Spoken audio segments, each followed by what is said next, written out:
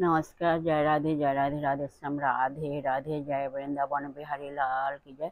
कृष्ण कन्हैया लाल की जय। बंके बिहारी लाल की जय। जय राधा श्याम सुंदर लाल की जय। जय राधे राधे श्याम राधे राधे। সুহৃদয় ভক্তবৃন্দগণ সকলেই চরণে রইল শত সহস্র কোটি প্রণাম। বড়দের প্রতি রইল শ্রদ্ধা ভালোবাসা, ছোটদের প্রতি রইল স্নেহ ভালোবাসা। আমার সমস্ত সাধু গুরু বৈষ্ণব ভাগবত ভক্ত ভগবানের চরণে রইল শত সহস্র কোটি প্রণাম, শ্রদ্ধা ভালোবাসা। আমার গৌর গোবিন্দ রাধা গোবিন্দের চরণে রইল শ্রদ্ধা ভক্তি শ্রদ্ধা ভালোবাসা। জয় রাধে রাধে শ্যাম রাধে রাধে।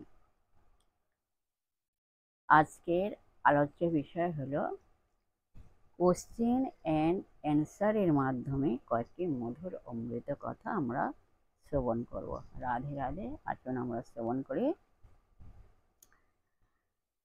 এখন প্রশ্ন হলো, 1 নম্বর প্রশ্ন হলো গুরুতত্ত্ব। গুরুতত্ত্বটি কি? আসুন আমরা শ্রবণ করি। আমাদের এই জগৎ জীবের প্রত্যেকেরই মুক্তি হবে, তবে আমাদেরকে গুরুর উপদেশ অনুসারে চলতে হবে। বাঁকা পথে গেলে ফিরে আসতে অনেক কষ্ট হয় এবং মুক্তি অনেক দেরিতে হয়, কিন্তু মুক্তি হয়। দেরিতে হয় কিন্তু মুক্তি হয়। হয়তো এই জন্মে মুক্তি হয় না, আবার হয়তো অনেক জন্মের পর মুক্তি হয়।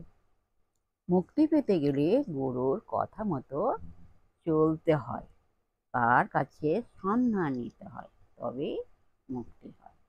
জয় রাধে রাধে শ্যাম রাধে রাধে। পরবর্তী প্রশ্ন, আত্ম উপলব্ধির উপায়। নিজেকে জানার শিক্ষা। আমি এই দেহ নই, আমি হচ্ছি আত্মা এবং ভগবানের নিত্য দাস ও এক অবিচ্ছেদ্য অংশ। শাস্ত্রে মুন্ডক উপনিষদে বলা হয়েছে যে জীবের স্বরূপ হলো আত্মা। এই যে আমরা জগৎ জীব, এই জীবের স্বরূপ হলো, আমাদের স্বরূপ হলো আত্মা। এই জগৎ সংসারে প্রতিটি জীবের হৃদয়ে আত্মা ও পরমাত্মা অবস্থান করছেন। এই আমাদের প্রতিটি জীবের হৃদয়ে, প্রত্যেকের হৃদয়ে ভগবান আত্মা রূপে বিরাজ করছেন।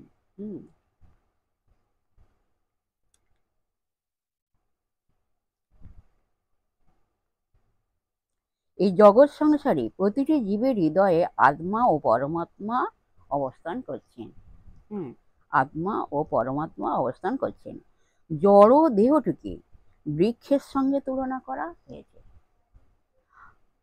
এবং আত্মা ও পরমাত্মা দুটিকে পক্ষীর সঙ্গে তুলনা করা হয়েছে। আত্মারূপ পাখিটি পাপ পুণ্যের ফলের প্রতি আসক্ত হয়ে জড় দেহে আবদ্ধ হয়ে পড়েছে, তাই তাকে মুক্ত করতে সাহায্য করছেন পরমাত্মা। পরমাত্মারূপ পাখিটি, পরমাত্মারূপ পাখিটি মুক্ত করতে সাহায্য করছে। এই পরমাত্মারূপ পাখিটি জীবাত্মার পাশেই অবস্থান করছেন। এই পরমাত্মারূপ পাখিটি কি হচ্ছে? জীবাত্মার পাশেই অবস্থান করছেন। রাধে রাধে। পরবর্তী প্রশ্ন হলো গীতা। গীতা থেকে নেওয়া হচ্ছে। গীতা শাস্ত্রের রচয়িতা কে? গীতা শাস্ত্রের রচয়িতা হলেন ব্যাসদেব, বেদব্যাস, বেদব্যাস বা কৃষ্ণ দ্বৈপায়ন, কৃষ্ণ দ্বৈপায়ন, বেদব্যাস বা কৃষ্ণ দ্বৈপায়ন। 4 নম্বর কোশ্চেন, মহাভারতের কোন অংশ থেকে এটি নেওয়া হয়েছে? এর উত্তর হলো মহাভারতের ভীষ্ম পর্বের একটি অংশ 25 থেকে 42 অধ্যায় থেকে এটি নেওয়া হয়েছে। 5 নম্বর প্রশ্ন, ব্যবহারিক সত্তায় গুণ গুণী অভেদ সম্বন্ধে আত্মায় কর্তৃত্বাদি আরোপিত হয়, কিন্তু আত্মার প্রকৃত স্বরূপ কি? এর উত্তর হলো আত্মার প্রকৃত স্বরূপ হলো আত্মা নির্গুণ। হ্যাঁ, আত্মা নির্গুণ। 6 নম্বর, ভগবান বুদ্ধের শেষ বাণীটি কি? আসুন আমরা শ্রবণ করি। রাধে রাধে।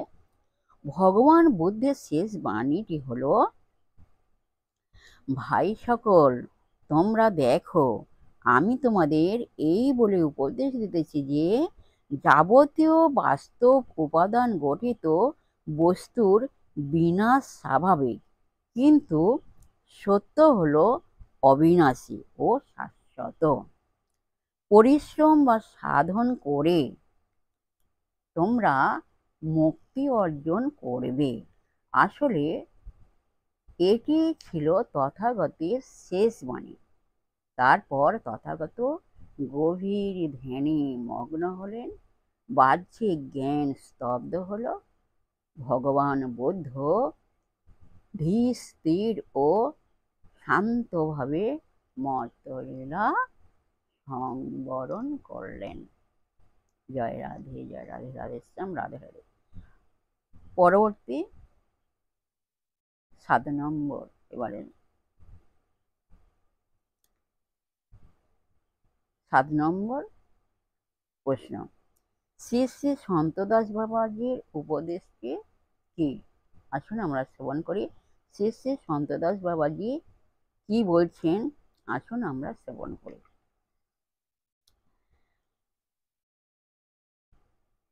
সন্তদাস বাবাজি বলছেন,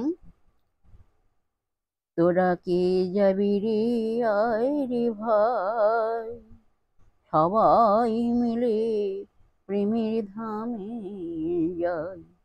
তোরা কে যাবি রে, আয় রে ভাই, সবাই মিলে প্রেমের ধামে যাই।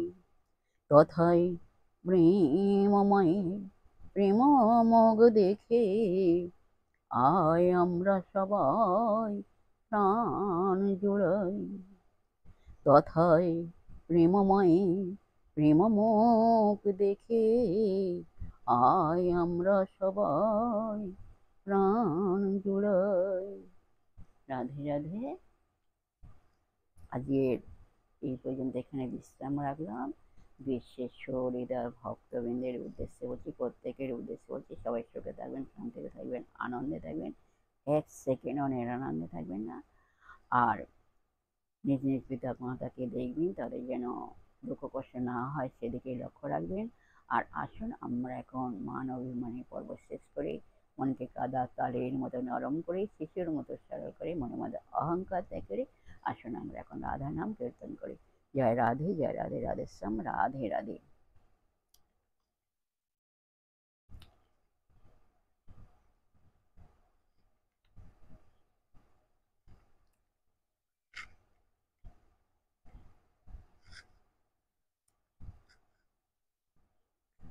মধ্যেতে বিহরে কেন, মধ্যেতে বিহরে কেন শ্যাম সুন্দর তন, মধ্যেতে বিহরে কেন শ্যাম সুন্দর তন, যেন চন্দ্র তারাগণ সঙ্গে, যেন চন্দ্র তারাগণ সঙ্গে। মধ্যেতে বিহরে কেন শ্যাম সুন্দর তন, যেন চন্দ্র তারাগণ সঙ্গে, যেন চন্দ্র তারাগণ সঙ্গে।